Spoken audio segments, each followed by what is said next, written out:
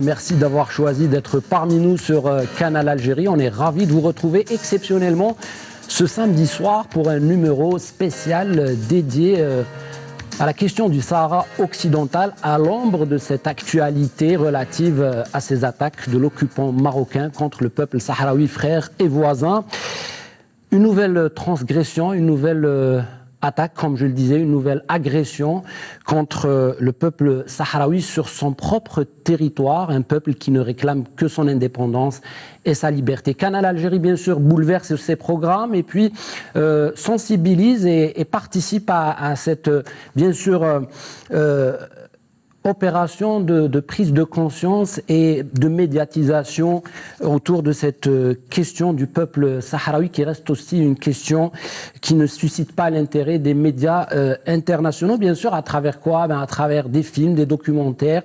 En tout cas, dans Ciné Thématique, on essaye de vous montrer les souffrances du peuple sahraoui, et notamment sur leur propre territoire, c'est-à-dire le territoire du peuple sahraoui. Le documentaire s'intitule Selmin, bien sûr, les frères d'art. C'est pour dire la subtilité du titre, bien sûr, qui n'utilise pas le mot arme, mais par contre la culture et l'art pour revendiquer sa liberté. Je vous laisse découvrir un extrait de ce documentaire, encore une fois, qui passe en exclusivité dans Ciné Thématique. Ciné Thématique, j'y arrive sur votre chaîne Canal Algérie. Tous ravis de vous retrouver les 19h. Voici les titres de votre journal.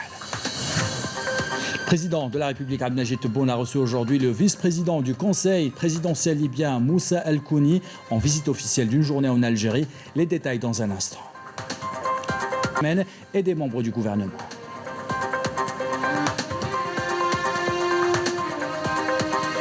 Dans ce jeu pinière d'idées où des chercheurs testent en permanence des nouvelles cultures, nous verrons comment cet institut surveille de près la qualité du liège de plusieurs forêts pour augmenter sa production. Ou encore d'art. Voilà pour les titres. Bienvenue à tous. Le président de la République, Abdelmajid Tebboune, a reçu aujourd'hui le vice-président du Conseil présidentiel libyen, Moussa El-Kouni, qui soutient le règlement de la crise libyenne à même de permettre l'organisation des élections prévues. Édifié des institutions présidentielles libyennes, a mis en avant la convergence totale des vues avec le président de la République sur les différents dossiers, saluant les efforts continus de l'Algérie en termes de coordination et de concertation pour servir les intérêts des deux pays frères.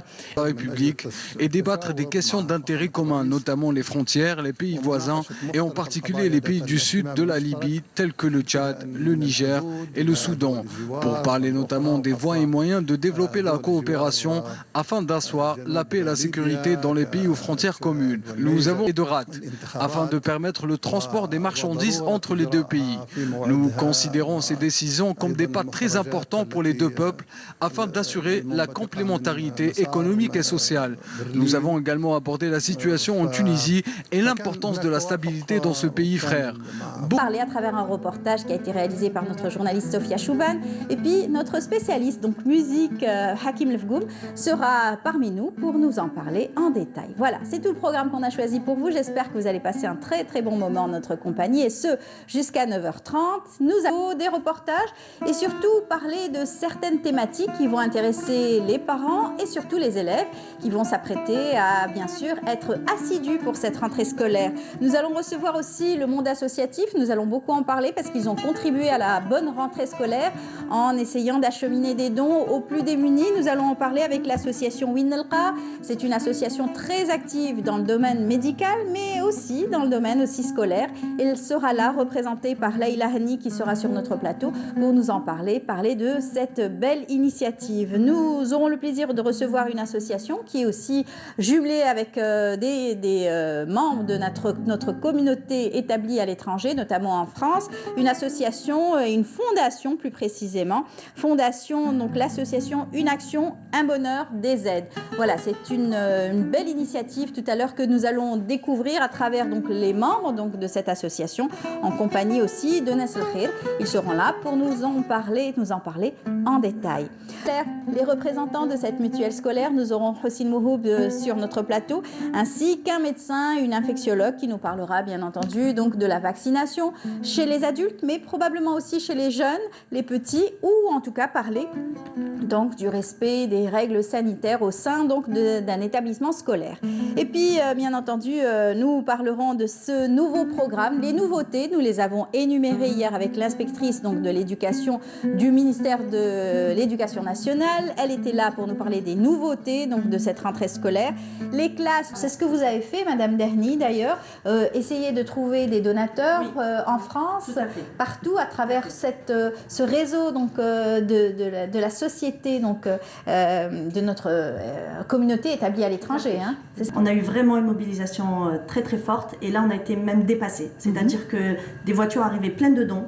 Alors il fallait faire le tri, il fallait faire... Voilà, exactement. Donc en fait, on a fait un appel aux bénévoles. Pareil, les bénévoles sont arrivés en masse. Ouais. Ça a été formidable. Vraiment, moi, je suis témoin de ça et j'en parle avec beaucoup d'émotion parce que pendant un an, depuis la création de l'association, c'était un petit peu difficile. On n'avait pas beaucoup de visibilité. Je travaillais dans mon petit coin, avec mes petits moyens. C'est ça. Et puis